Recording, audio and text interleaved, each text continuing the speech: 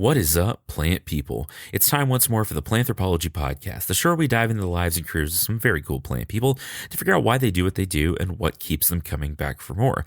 I'm Vikram Baliga, your host and your humble guide in this journey through the green sciences. And as always, my friends, I am so excited to be with you today. Y'all, this is a good one, and they're all good ones.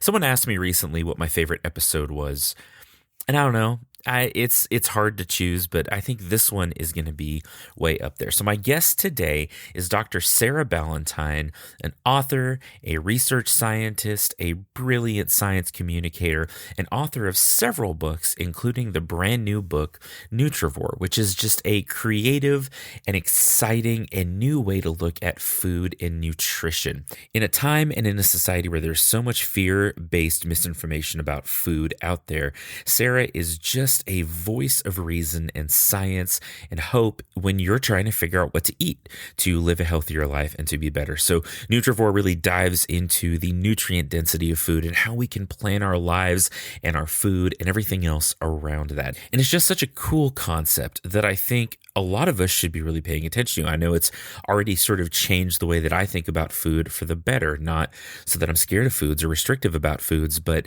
so that I really value what I'm getting out of it. Also, Sarah is just a wonderful person. We've gotten to be friends for a little while, and it's just been so cool getting to know her and watching her through this process and really learning a lot from the way she communicates and the way she teaches. So I think you're really going to enjoy this episode as much as I enjoyed having this conversation with Sarah. So without any further delay, my friends, get ready for episode 108 of the Planthropology Podcast, Eating Lettuce, Starving Trolls, and Life as a Nutrivore with Dr. Sarah Ballantyne.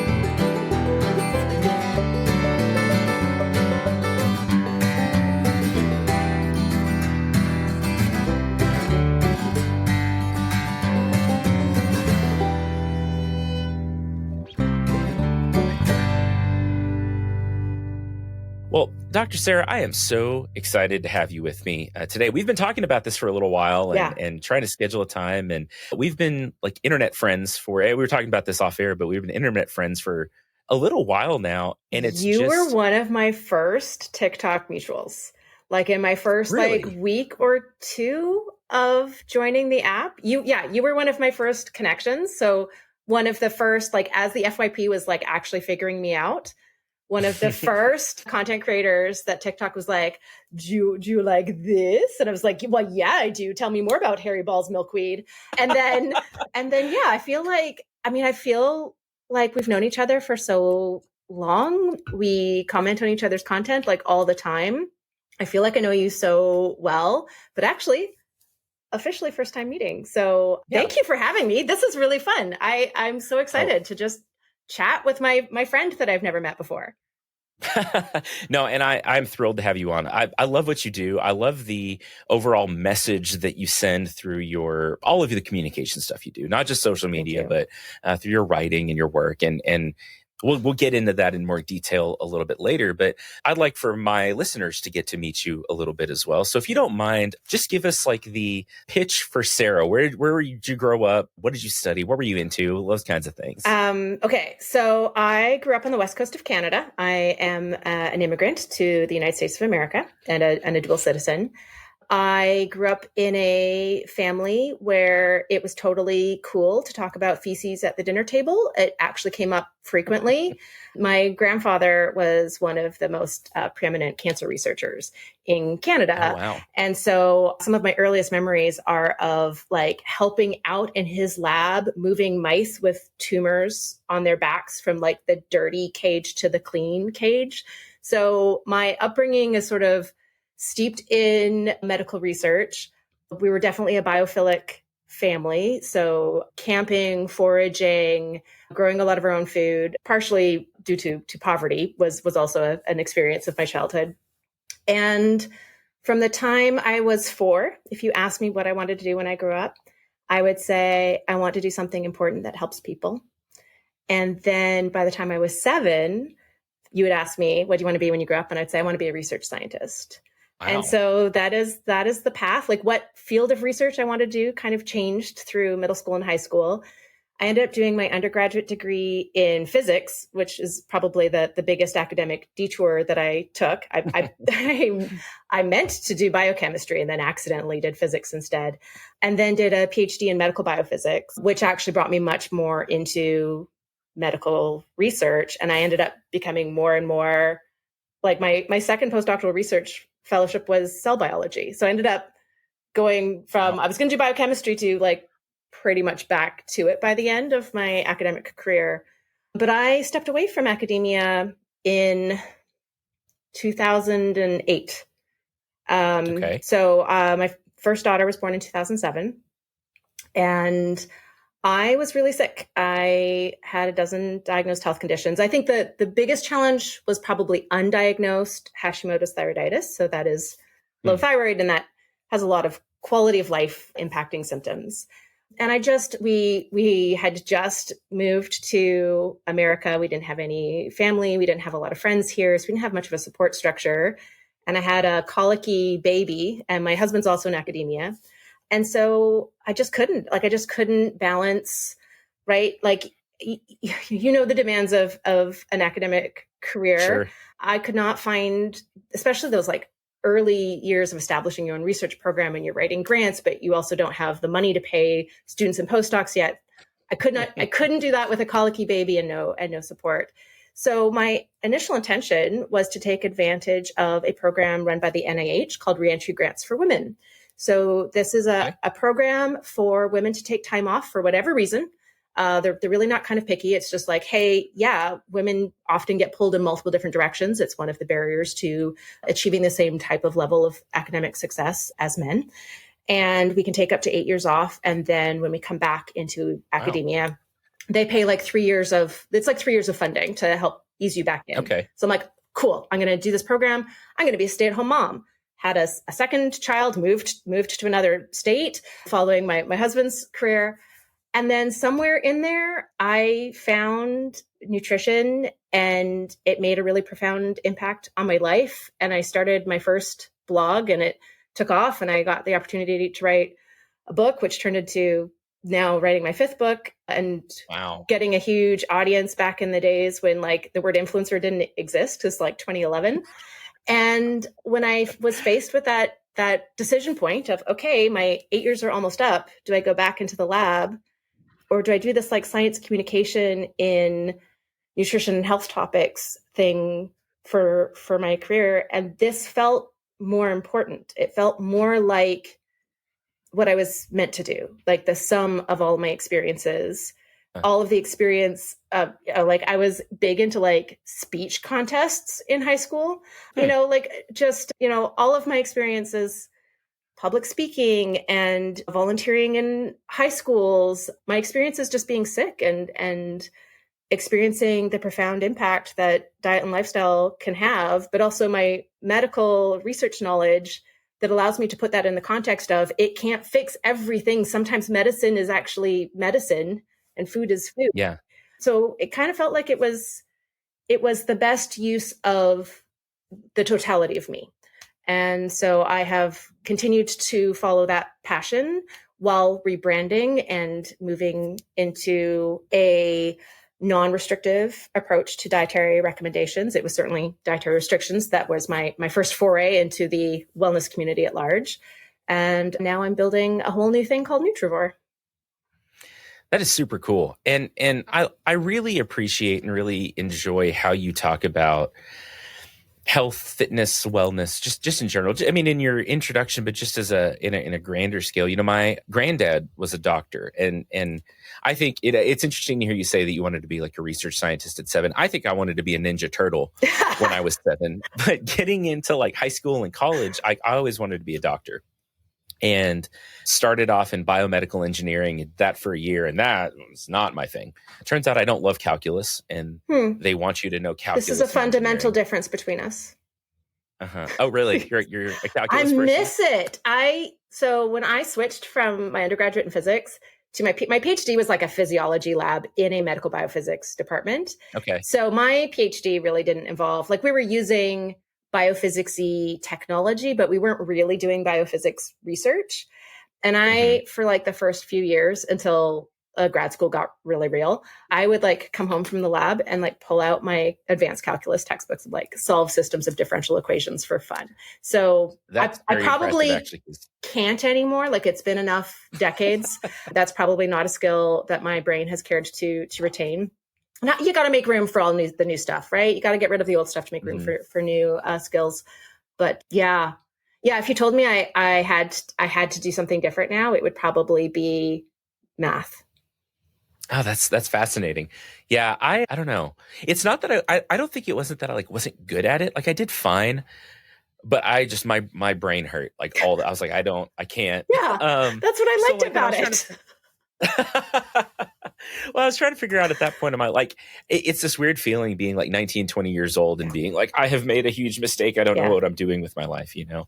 And I had a really good advisor at one point that was like, what do you like to do? And I was like, well, I grew up gardening with my granddad and he always made food and being outside and like just being active and all of that, a big part of like what he did medically. Like I posted about this actually on social media a while ago, but he practiced at a time in sort of the lower income part of our town where the insurance companies were not quite as like powerful as they are today.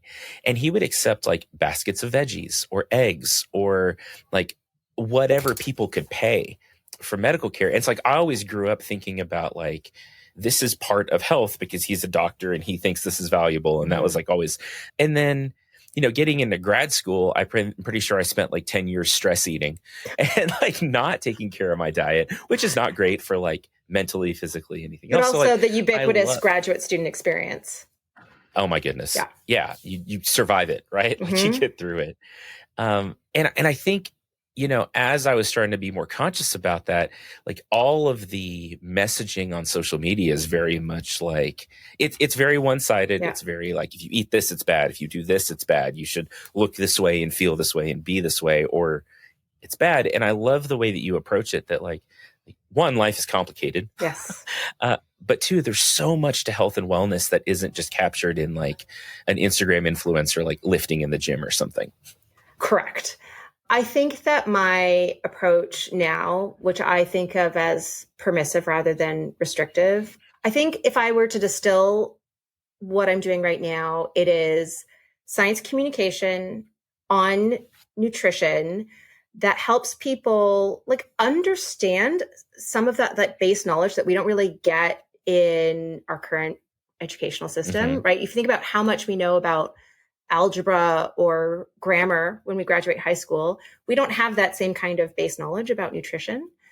So providing that kind of base knowledge, really accessible, right? So I respect people's ability to learn science. I think that's what us science communicators do, is we want to teach you the real science, but we're going to use accessible language and we're going to take the time to build that foundation.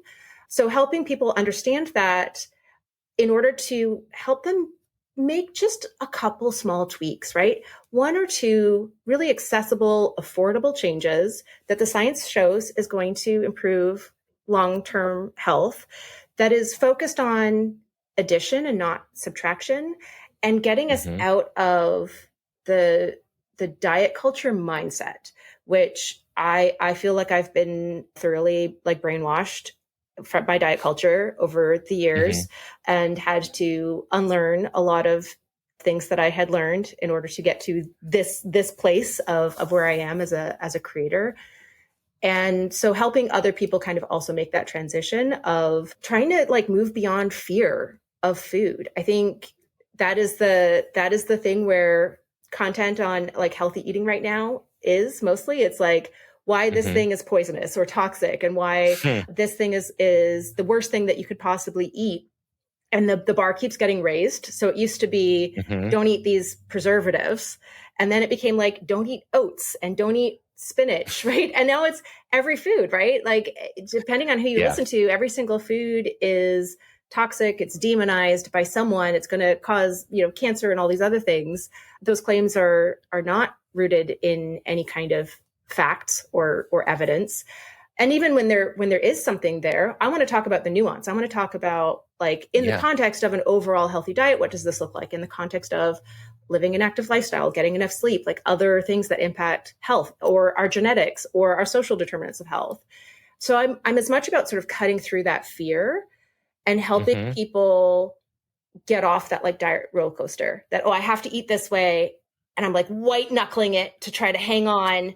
And then I can't hang on anymore. And now like all my health behaviors unravel. And then I'm going to get back on the wagon. I'm going to do the thing and get us, away from that. Like I'm good, I'm bad, sort of swinging back and forth, and just work on like lifelong eating patterns, because that's what actually matters. Yeah, that's so cool. And that's a spurt into Nutrivore, which is your project that you're working through now. And I think you've, kind of covered a lot of the roots of what got you interested in this and how you came to this. But can you give us just an overview of like what Nutrivore is, how you came to sort of come up with this and work through this, and like how it works? Yes, I'd love to. So Nutrivore is a incredibly clever play on words, as I'm sure you are aware. Right? I was. It's very good. It's so good, right? A carnivore eats meat, an herbivore eats plants, and a nutrivore eats nutrients. So I just genius level play on words, as far as I'm concerned. Nutrivore is the very simple goal of getting all of the nutrients our bodies need from the foods we eat. That's it. That's the underlying principle. That's all that Nutrivore is. Unfortunately, most of us don't know how to do that. We're not taught what nutrients do in the body, what foods contain them. Sometimes I'll make a video about, like vitamin K and some like cool thing that it does, right? Like vitamin K is really cool because it controls where calcium ends up in the body and how calcium is used.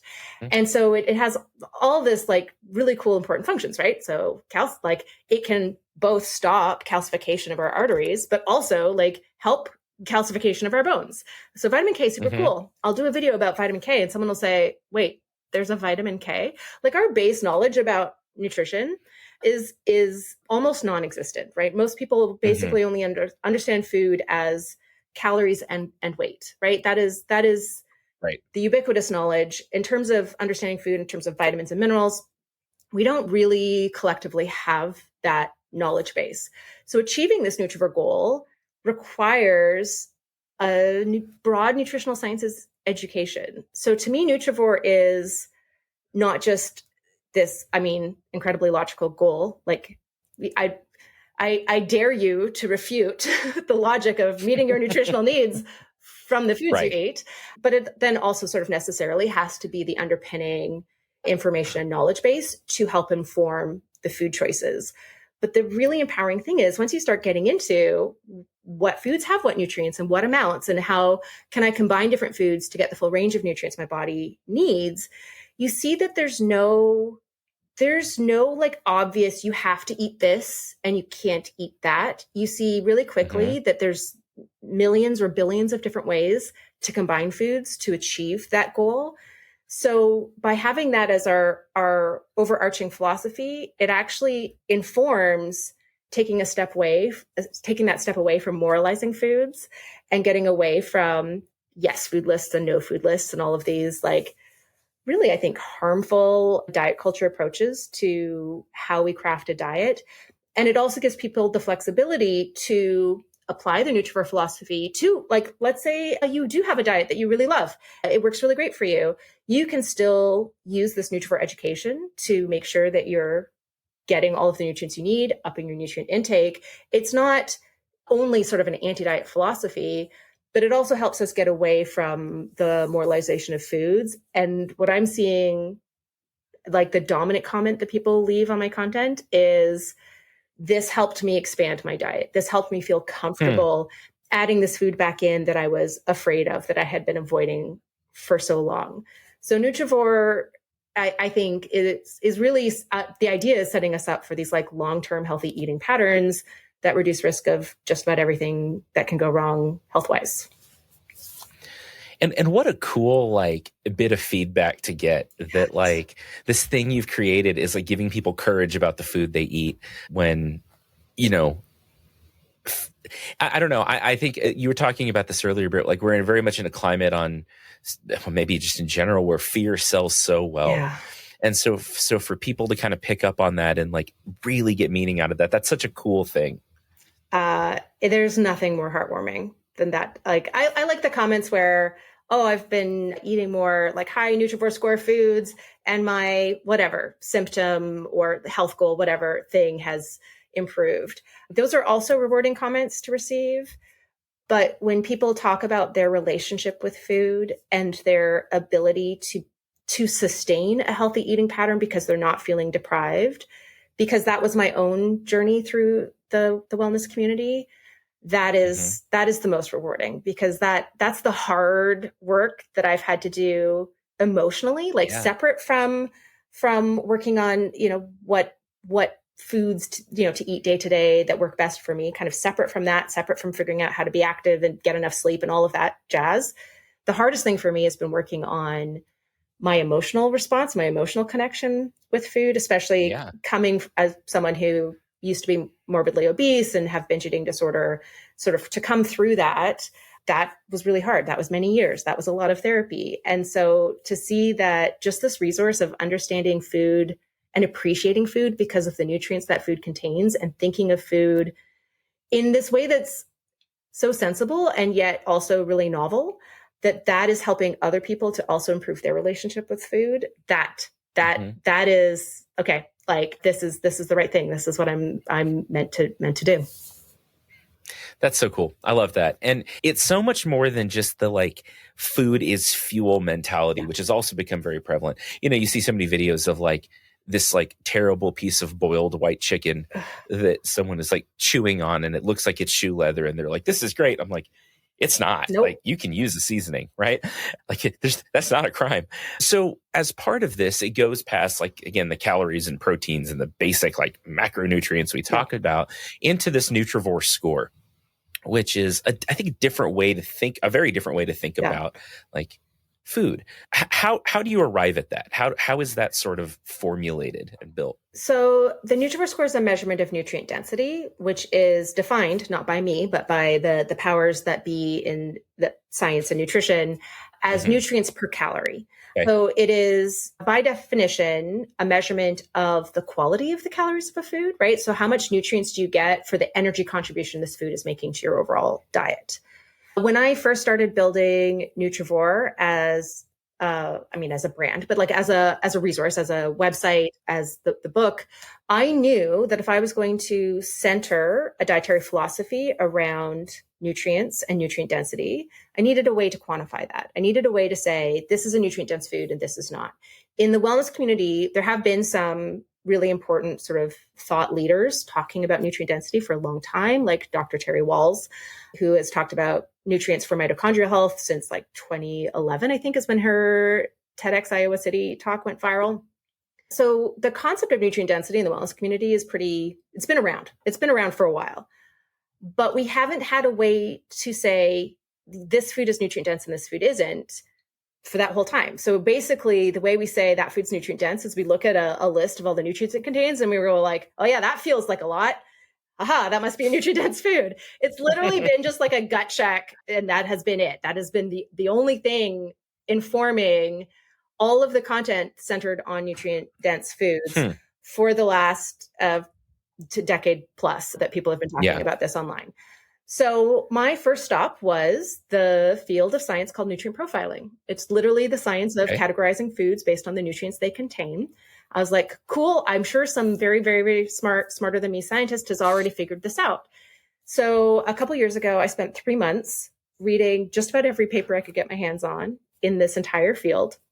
And there's a couple dozen different nutrient density scores that have been developed by different scientists.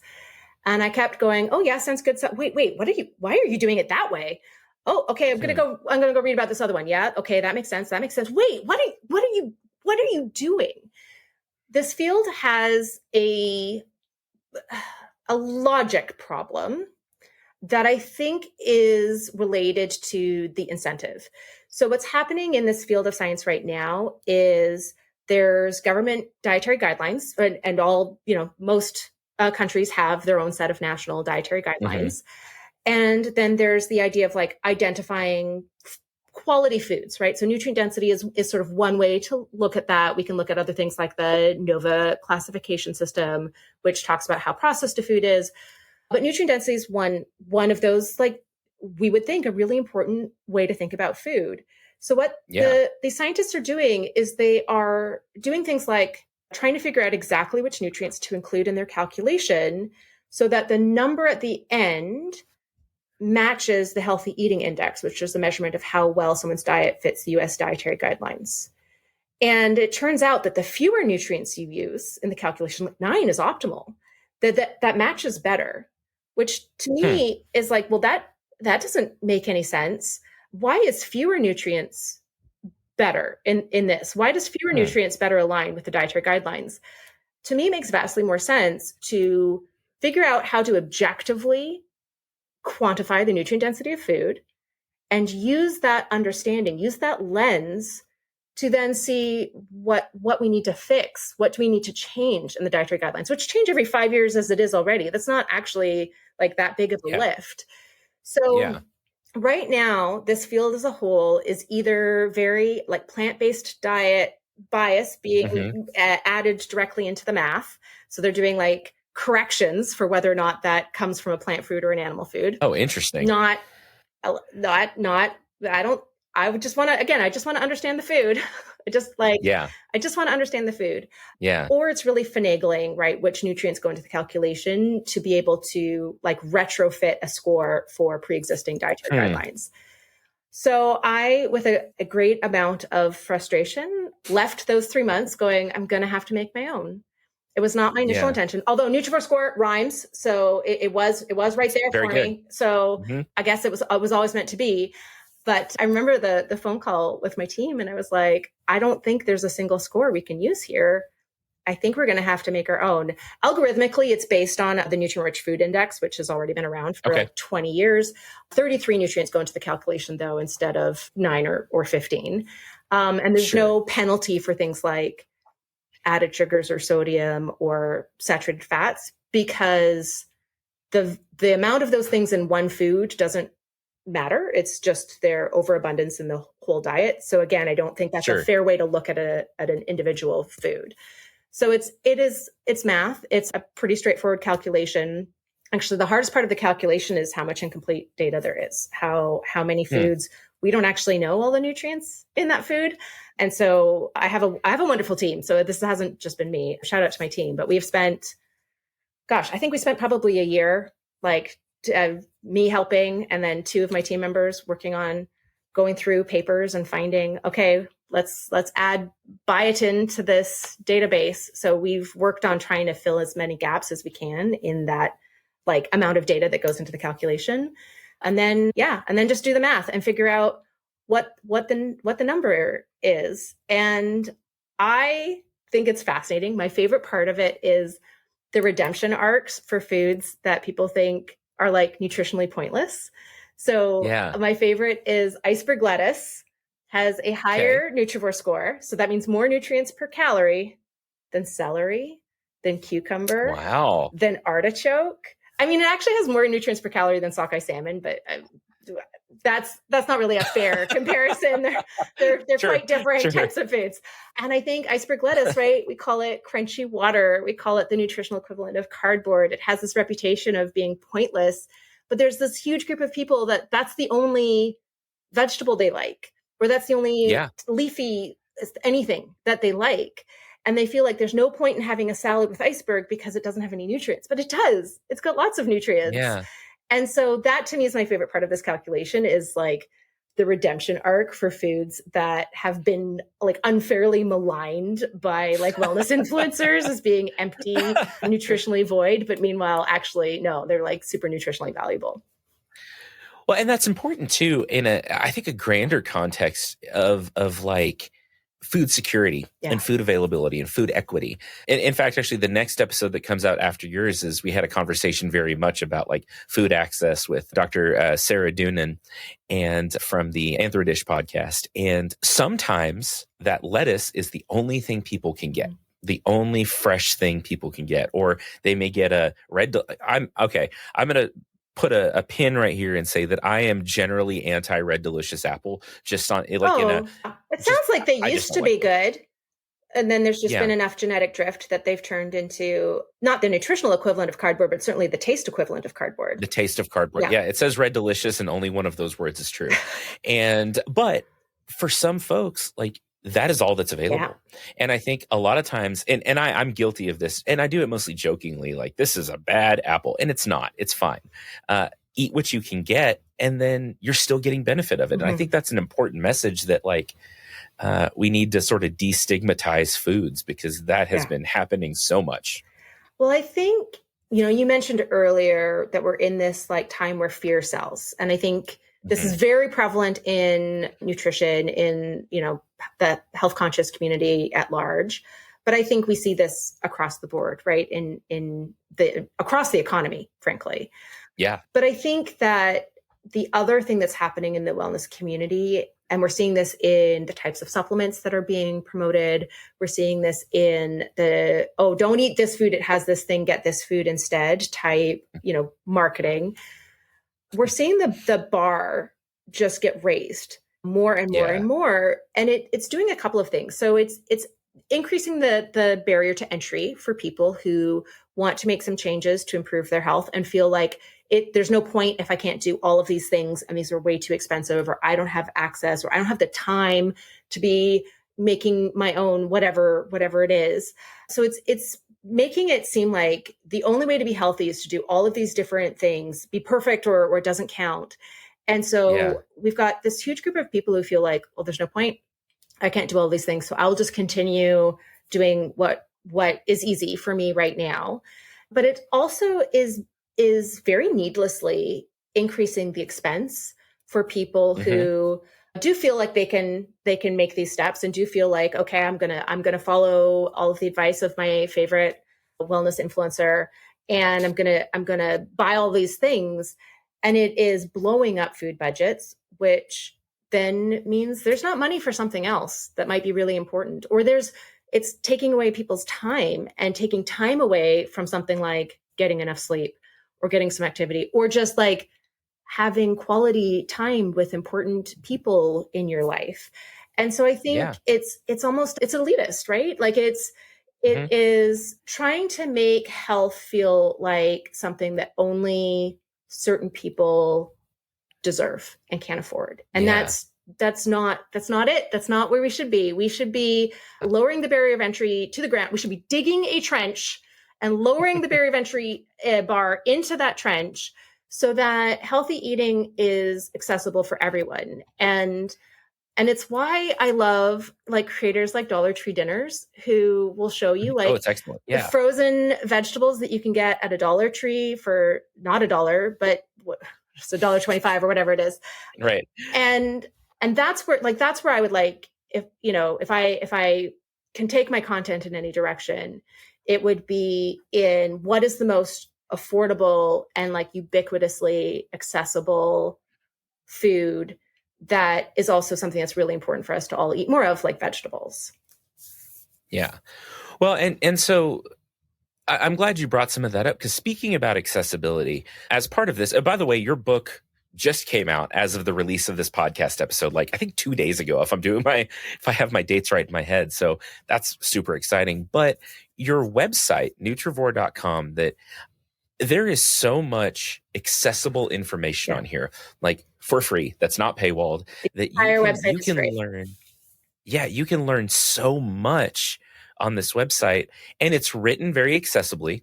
It's written very understandably. And when I was kind of going through this prior to our interview, I am blown away. Like I'm a research scientist too, right? Like I've done research. There is so much here, and it is mind-blowing how much y'all have accomplished with this website. It's incredible. As my little bragging point, I think we're about 5% done the website. So, oh my God. Right. The plans for this website are extraordinarily extensive. And we've already accomplished so much that I was actually surprised nothing like this existed on the internet yet. Like I'm always kind of shocked of like, I feel honored to be the person to create this, but like, why is it me? Why hasn't anyone done this before? But so what's on there now is really detailed articles about what a nutrient does and all the different health conditions that getting enough of that nutrient can help to typically reduce risk of. Sometimes it's alleviate symptoms of or reduce, like reverse disease progression. But typically we're looking at risk reduction. And then best food sources of that nutrient. And then you can go learn about the food, learn about the history of the food, learn about what nutrients it contains, learn about like the most valuable things that food has nutritionally to offer, and like why those things are the most valuable. And then you can learn about food groups. You can learn about like how much a serving is. There's recipes. There's a whole section on just like the recommended dietary intakes of nutrients. I cannot tell you how long that was to put together, because that information was not like put together anywhere yet. How is recommended dietary intakes for different like age groups and like biological sex and life stage? How is that so hard to track down? I don't understand why that was so hard to track down. But that's all like easily there for you and very easy to navigate. And the website is, we always sort of think of it as like, how can we make this the most bingeable nutrition content ever, right? How can we make this a website that you get lost in? So there's a lot of like cross, right? You can go from the nutrient to the food, to a different nutrient, to a food group, to the recipe that contains that food. And again, like the plans that I have for the content on this website, we have just scratched the surface, and it's already, hundreds and hundreds of articles, very in depth, and again, not like anything else that exists on the internet. I don't know why. I don't know why no one beat me to it, but I'm very honored that it has landed on me. Well, and I'm glad you're doing it. And I was going to make actually that comment about the UI, just the user experience, the user interface. It's so easy to navigate. And that may sound like to people listening, like, that is such a big deal on the internet of like actually being able to find the information you want. Yeah. And it's well organized. I like that there's a link to everything on every page. Like that's kind of cool. So you can just get back to things. And no, I probably spent like an hour and a half over the weekend, just like poking around on this website. And as someone who likes to cook and likes to eat, and I have found a lot of value in this already, just thinking about like, oh, I can add like 2 or 3 things to this dish. Yes. And make it so much more nutrient dense. And I can do it in a way that my 8-year-old will eat it. Like I can we made spaghetti a couple of weeks ago, right? He loves spaghetti, high percentage food. I can put it in front of him and like 90% of the time he won't throw it back. He'll eat it. But I managed to bury some like colorful peppers in it and some spinach and some other things in the sauce. And I'm like, oh, if I put this in front of you, you are not eating it. But if I bury it and hide it in this, like you just add 2 or 3 ingredients and you've added so much nutritional density to things you already like. And that is so important, I think. That is my favorite way to use the Nutrivore score. So like that to me is, so one of the challenges that I have in creating a nutrient density score is the like diet culturification of this number. That I'm trying to create a lot of content around like, okay, but we don't want to just think about the Nutrivore score. It's fascinating. I love it. It's a great way to think about foods, but it should not be the only thing that's going into our decision-making when it comes to foods. So I think the best way to use it is to think of either swaps or additions, right? So what can I'm making spaghetti. What can I swap out to make this more nutrient dense? Well, in this case, the pasta noodles are like the key place. So instead of a regular like refined white flour pasta noodle, we can go with whole wheat, or we can go with an option made with like my favorite is the ones made with lentils. Like the Barilla brand is very affordable. This is me once again begging Barilla for sponsorship.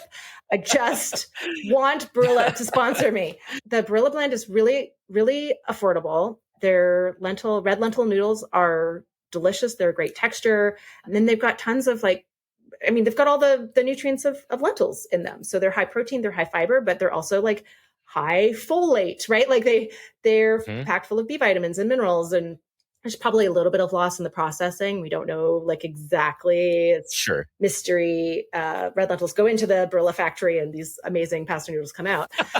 Presumably there's a little bit of loss of nutrients, but you're still talking about something that's like 3-ish times more nutrient dense, probably, than regular pasta noodles. So there's your swap mentality, right? Like what is the thing that I can swap out? And we could talk about like zucchini noodles or spaghetti squash, but that's not the same experience. So we're not going to go there. Right. We're going to let's stick with actual pasta noodles and what taste, what will like feed the same comfort food part of our inner child that noodles feed. Because I would argue zucchini noodles don't cut it. Same. It's not it. And then you can take that addition approach. So adding garlic or fresh herbs or mushrooms, like adding mushrooms to things, like you're going to up the nutrient density every time. Mushrooms are so crazy nutrient dense. Spinach, peppers, right? Like vegetables and herbs are kind of like the top contenders for figuring out how to like sneak that in somewhere and up its nutrient density. And that's where like the math is super fun. Cause if I can remember the numbers correctly, I have this on like one of my like presentation slides and like one of my PowerPoint slide deck. But I did the math on if you took a jar of store-bought marinara sauce, and I think the Nutrivore score was like 590. So it's like take that entire jar and add a tablespoon of garlic, so that's like 3 cloves, and a half cup of fresh basil. That's it. It's all you're going to add. And you take the Nutrivore score from 590 to 707, if I remember the numbers correctly. Like that's a big difference. And those flavors work deliciously. Like it's going to be super tasty now garlic basil marinara sauce. And that's not even getting into, adding something like mushrooms. So that is, I think, the most like balanced mindset, but also practical way to use the Nutrivore score. Yeah. Love that. Love that. And again, it's such a cool and useful thing that like you said, it is kind of wild that nothing like this existed, but I'm glad it does now. It's good.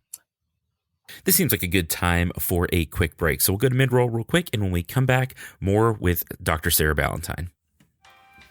Well, hey there. Welcome to the mid-roll. I hope you're enjoying this episode so far. I know I have been, and I hope that you will tell your houseplants I said hi. Thanks so much to the Texas Tech Department of Plant and Soil Science for letting me do this show and just giving me free reign over who to talk to and how I want to approach it. And it's just meant the world for me to get to do this. Thanks to the Podfix Network for letting me be a part of it. But most of all, y'all, thanks to you, the listener, for just your feedback, for your love, and just for being a part of everything that we do here. If you want to support the show, you can leave me a rating and review anywhere you can do that. I hear 5-star reviews are in season, but I don't know. We'll have to consult the authorities on that. If you want to financially support the show, you can do so by going to planthropologypodcast.com and checking out the merch store. There's some cool stuff and more new stuff going up this summer. You can also go to buymeacoffee.com/planthropology, and for the price of a cup of coffee, you'll buy me probably a cup of coffee. The best thing you can do, though, if you want to help Planthropology grow, is to tell a friend about it. Share us on social media, just bring it up in conversation. However you want to tell your friends about Planthropology, I would love it if you would do so. If you'd like to connect, there's a lot of ways to do that. We are on Instagram, Facebook, Twitter, I guess, whatever that is now, YouTube, and all of the other places as Planthropology or Planthropology Pod. I personally am the Plant Prof all over the internet, so you can get me there too. You can also send me an email at planthropologypod@gmail.com. What else do I have? Is there more? Oh, I wrote a book called Plants to the Rescue, and you should check that out. But more than that, Sarah's book, Nutrivore, is out now. If you're listening to this episode the day it came out, her book just launched 2 days ago, and I'm already quite a ways into it, and it's so good. If you think about a nutrition book that's funny and engaging and approachable, it has everything you need. Also, go to her website, nutrivore.com, and there is a wide variety, limitless, just so much information that you can get for free. If you want links to all of those things, they're in the show notes. There's a link where you can buy the book.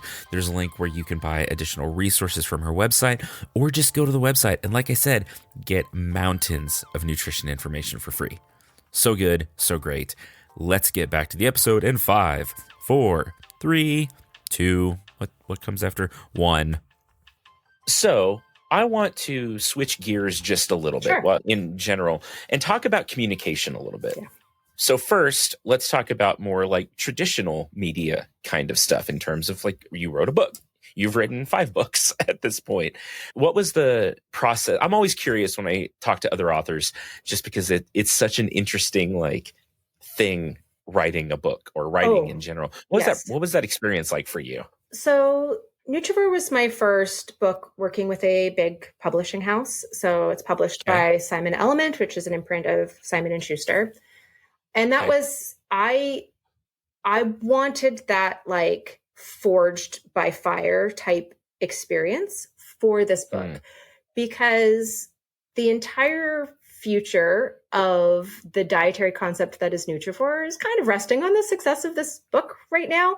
And that feels like a lot. Like it's scary. And so I knew that for Nutrivore to have the like best opportunity to really reach the people who can use this, this needs to be like the best written diet book ever. It needs to be interesting. It needs to be something that you want to, like, you just can't put down. Like writing a nutrition book that you can't put down was the goal.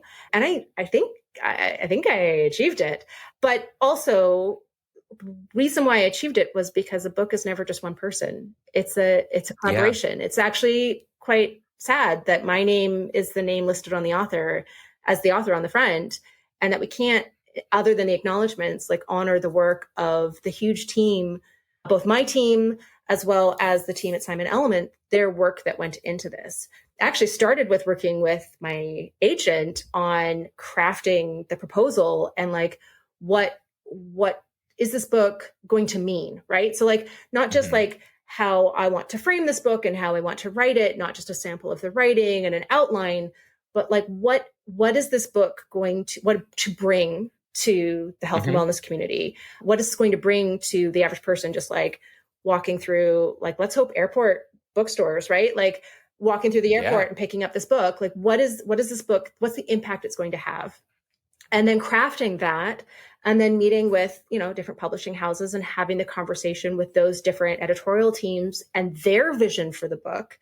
And then where do our visions add to something even better than what I was thinking or what they were thinking? And that's why I chose to work with Simon Element, because I think my editor had the most different from the direction that I initially wanted to go in vision. Interesting. But the one that I thought was like, ooh, this is going to be a challenge. But if my goal is a fascinating read that you can't put down, and it's a nutrition book, this is the path. So very much focused on storytelling and making it not just like academically fascinating, but like personally fascinating, right? Like making it feel relevant to every reader. And that was what my editor brought to the table. And then it's writing, it's many rounds of editing, then more editors get involved, right? You get the copy editing process, you get the design process, you get a lot of different people in it. I got to narrate the audiobook edition of it. Cool. So I got to have like a producer from Simon & Schuster Audio, like come into a recording studio and like produce it with me, which was just, such a exhausting, I will admit. I have so much respect for professional narrators.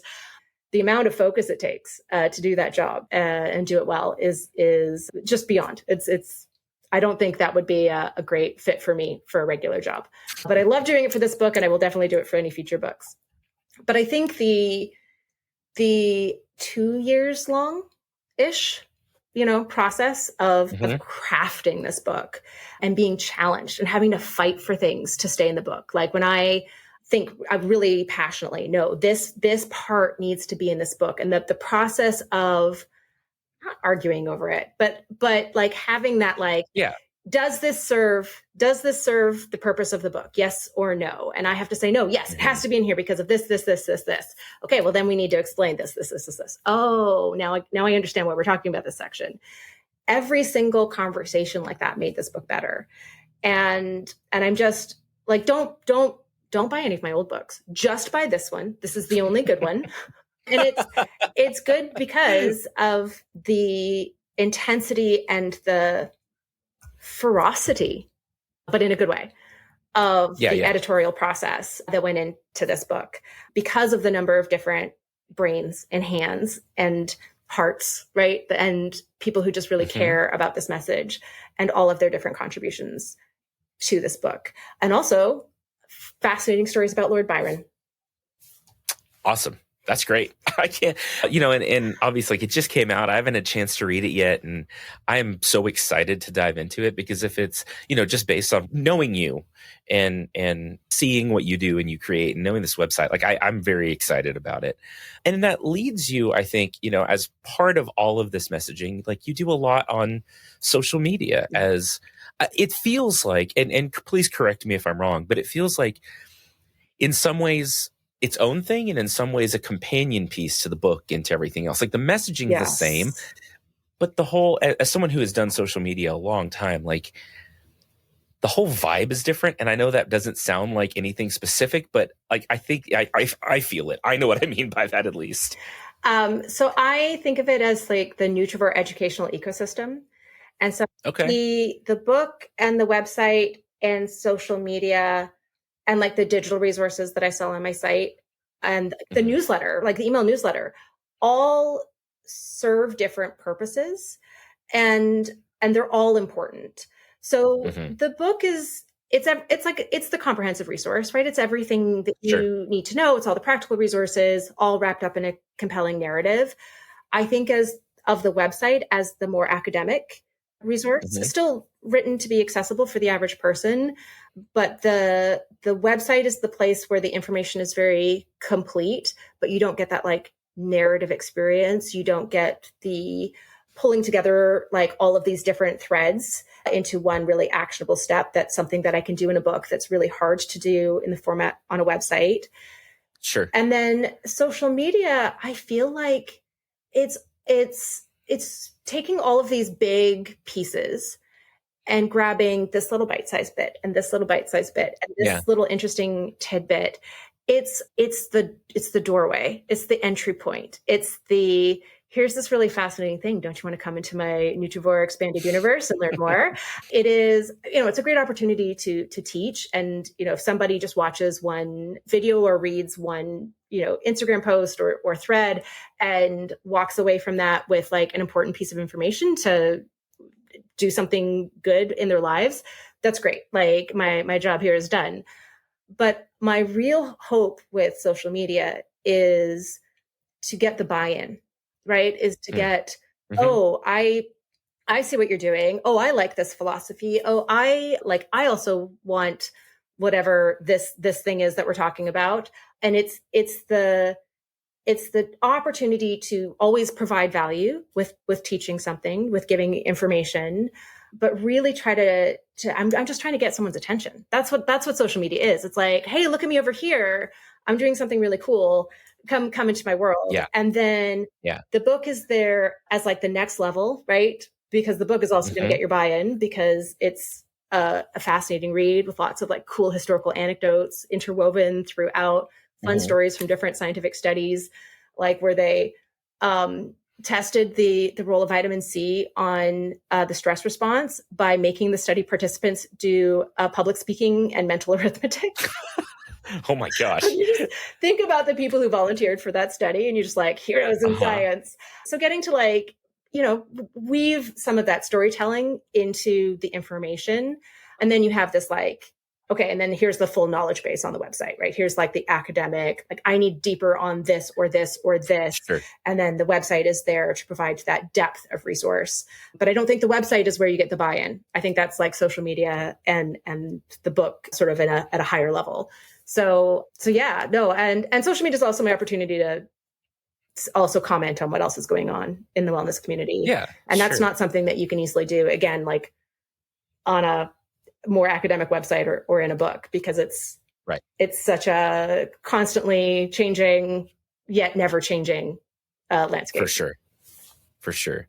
Well, and so speaking of landscapes, you're giving me like the best segues today, by the way. You're very good at this. One of my favorite like types of videos you do is when you're out walking and you're answering a question or talking about like a concept from the book or whatever.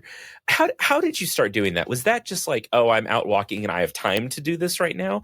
Or was that more of this fits with my overall message? Like, how did you come up with that idea? So it started quite by accident. It did become this is a time of my day. I'm really struggling to find time for content because I'm not just a content creator. I was also writing a book. I was also building a website. Mm-hmm. I also have a team to manage. So like, there's a lot of different demands on my time. I have 2 teenage daughters. They are very demanding of my time. Husband as well, but he's more time respectful. But like, I'm pulled in so many directions all the time that to create the amount of content that a professional content creator creates is really challenging. And I need to find efficiency in this. So after the first few I did, it became an opportunity. I'm already out in the woods. I promise I won't record for the entire time I'm out here. I promise I'll also spend some time appreciating nature and being in my own head. And I've started having to just do like days where I record and days where I don't. That's actually been a better workflow for me. So then it became, okay, well, I'm out here. I can, this is all stuff that's rattling around in my brain anyways. I don't need notes for this topic. If I need notes, I do those videos in my home. If I don't need notes, I can do those videos in the woods. But it started with me being very irate at a conversation that I was seeing on TikTok about calories in versus calories out versus hormones. And I was just like, I know a lot of science on this. I have a lot of personal experience on this. I have a lot of thoughts on this. And so I couldn't hold on to it. I couldn't wait until I got home and did my hair and makeup and was in front of my cool science wall and could film a more formal video. I was like, it has to come out now. And even at the time, like I wasn't comfortable posting myself without makeup. Like I felt like I was trying to put out a very professional vibe. And I was just so riled up about this.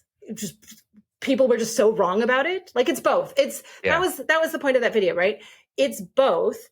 And you cannot negate the impact of hormones on appetite and cravings, but you also have to acknowledge that it's an energy deficit that leads to weight loss. It's not just hormones, right? Sure. Like it's both. Yeah. These are both really important things to understand. And so it was that video that was my very first one last summer. How long have I been doing this for? Last summer, I think. Probably last summer. Yeah. That was certainly that style of video. I've been on TikTok for coming up on 2 years. And it went really well. And I was like, okay, well, why don't I do another one? So I think like the next week I did another one. And then it became very quickly over, certainly by last fall, it was like, okay, I got to make 7 videos a week in the woods because I got to have a video every day that's a woods video. And then I realized there were people who had no idea I was the same person. So they, and even better, they really like woods, Sarah. They can't stand science wall, Sarah. So the internet's so weird, Sarah. Like I swear. So then I had to figure out what is it about my videos in front of my science wall that grates people the wrong way. But if I say give the exact same message while I'm walking in the woods, that captures them. And I really had to change. I actually really worked to change my performance. So I think it's very conversational when I'm in the woods because I'm trying not to talk too loudly because sometimes there's other people walking there and I get like caught TikToking, which is very embarrassing. Embarrassing. So embarrassing. Yes. One time, this happened just a couple of weeks ago. I was like walking along and like waving my hand, I'm such a hand talker, like trying to hold my phone steady while I'm like talking away at my phone. And there was a person in a canoe, like 15 feet offshore, and I was keeping an eye on the trail. There's no one on the trail. So I'm like, safe. And I walk by and I'm like, hi. And then I'm like, I immediately went into pretending it was a FaceTime call. So, and I was like, so I'll talk to you later about this thing that is really great. That was, so embarrassing. I wish I had the confidence that so many other TikTokers have to TikTok in public. I do not. It's really something. Yeah. But yeah, it's become, I sort of think of it as an opportunity to talk about more philosophical aspects of nutrition, more of the emotional aspects. Like sometimes I'll do a deep dive into a scientific paper if it's something that I've read relatively recently and I know I can quote it off the top of my head. But usually if there's statistics or the need to have different references, I'll do those videos at home or in my kitchen. But I've really tried to bring the more conversational vibe of the woods to all of my videos. And since doing that, weird, turns out people don't hate Science Sarah as much. Huh. Again, internet is so weird. Yeah. Internet is so weird. But it's such good content. And a question that I like to ask other creators and other people, just communicators in general, is like, and I think it's you. I think it's your personality. I think it's who you are, but you're so kind and gentle in the way you explain things. Thank you. And that is sort of a rare gift, if we're being honest, because like even things that you're clearly upset about, like even things that you're clearly like, I have to respond to this. I have to do this. And obviously there's always trolls, and obviously like that's just part of being on the internet.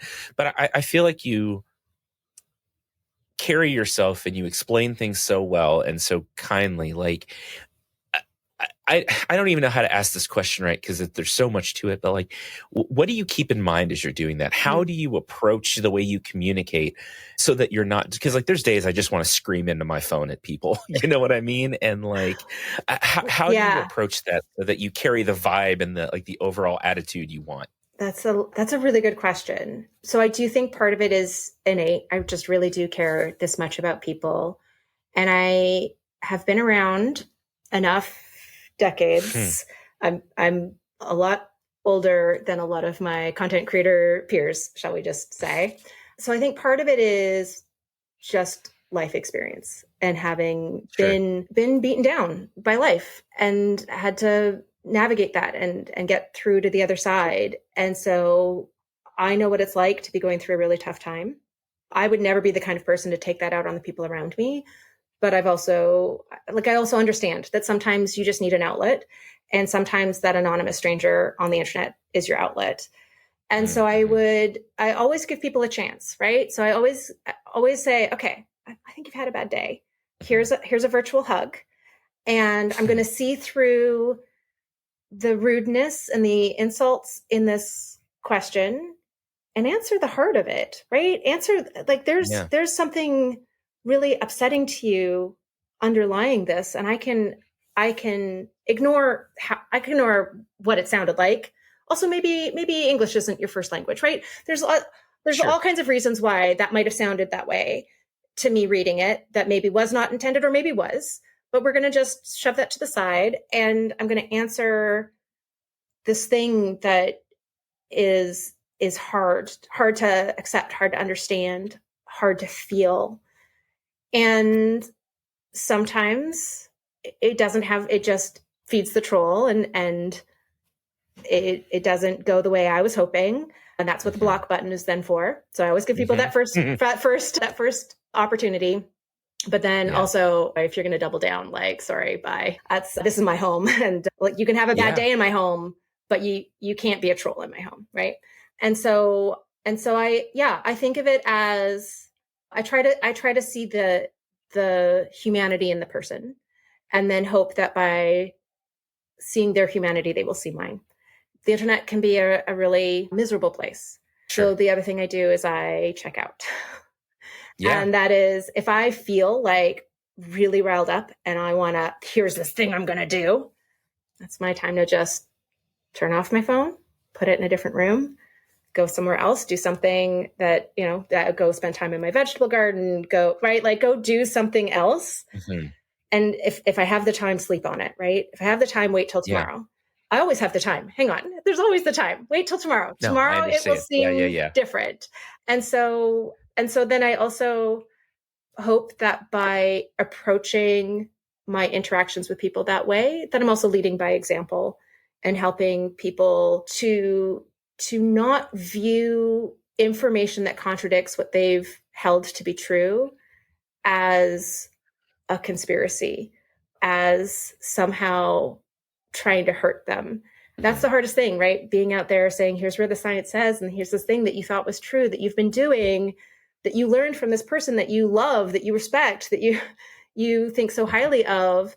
Here's the science showing that's wrong. Like, I think also as science communicators, when we want to challenge people's confirmation bias, that has to be done with compassion. It has to be done with understanding. Yeah. It is really hard to be open to new information.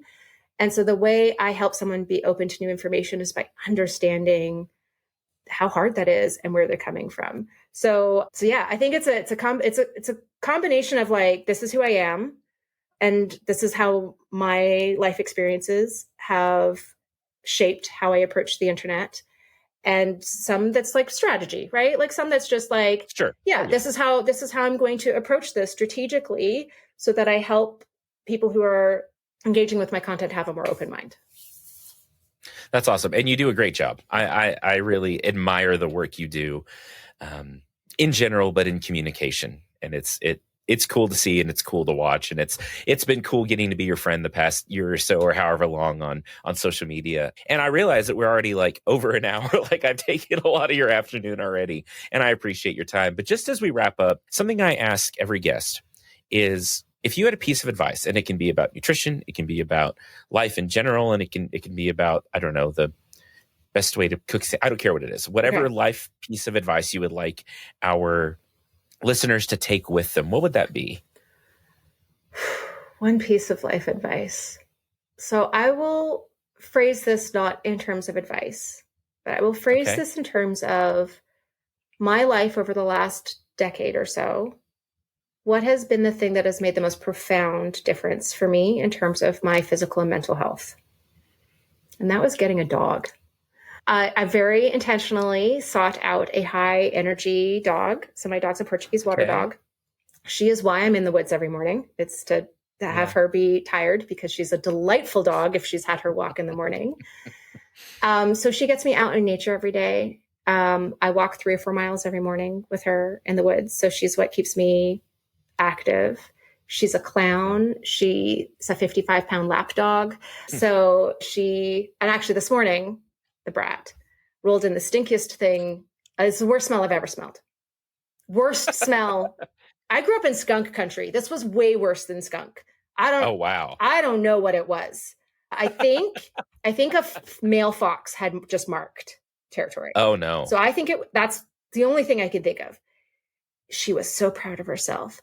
And I literally was, if she got within like a 20-foot radius of me for the rest of the hike, it would like trigger the gag reflex. We had to drive home with the windows down. She went straight into the bath for a double wash, which was not in my schedule for the day. But even that, do you know what I mean? Like even that experience is life enriching. Just because the way she was like so proud of herself, she just thought she'd found perfume in the woods. I mean, she just thought it was the greatest thing ever. She was living her best life until the bathtub happened. And then she was less pleased with me. So I realized like a dog is not a very accessible, like it's not an option for a lot of people, right? Sure. Not live in a place where you can have a dog. You might not be able to afford one, might have allergies, right? There's all kinds of reasons why a dog is not ubiquitous life advice. Sure. But in my personal life, nothing has made the difference. Nothing has held me together through, a really rough 4 years. I mean, it's been a really rough 4 years for a lot of people. I brought her home right at the beginning of the pandemic. Like I was just luck because she was she was already picked out before the pandemic came. And then we just happened to like, her gotcha day was like right as things were shutting down. But how much I laugh, how much, I mean, she's one of those dogs who just has to be in the middle of everything. So I can be standing in the kitchen talking with my husband, and she has her head between someone's legs with a squeaky toy in her mouth, squeaking it just with her head between someone's legs, just because that's what conversation is, right? She's making the noises too. The way she insinuates herself in every moment of life is wonderful. And so, not related to nutrition or content creation or science communication at all, other than the reason why I was out in the woods to film those videos in the first place was because I was walking my dog, and she does photobomb my videos fairly frequently. But I know it's not the most practical of advice, but there's something about dogs, even when they reek, there's something about them that is so life enriching. Yeah. That's awesome. I'm going to have to go home and hug my dog now. So As we wrap up here at the end, and I can get you on to your next thing today, where can people find you? Like where should we point everyone? So come find me at Nutrivore.com. If you click on the join tab in the top menu, that will link you to all of my social medias. That's where you can find my Patreon. That's where you can sign up for my newsletter. And that will also get you to the site where you can start poking your heads around. Nutrivore, the book, is available wherever you find books. Obviously, I highly endorse local independent bookstores, but you can also find it from all the major online booksellers as well. And I'm at Dr. Sarah Ballantyne on TikTok, Threads, Instagram, Facebook, Pinterest, and YouTube. All the places. Well, Sarah, it has genuinely been an absolute pleasure to get to talk to you. And thanks for your time and your experience and your wisdom. I really appreciate it. Thank you again for having me. Y'all, is Sarah not just the absolute best? The absolute best. I hope that you will go check out Nutrivore. I hope you'll look at the website and pick up a copy of the book. I think it has the ability and the potential to be life-changing for a lot of people. Our relationship with food is very important, and I think that Sarah approaches it in such a good way.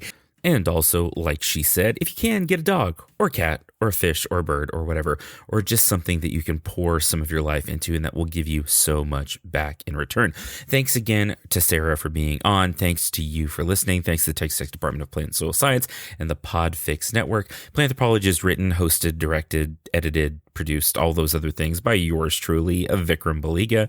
The music is by the wonderful and award-winning composer Nicholas Scout. And the most important person in this situation is you.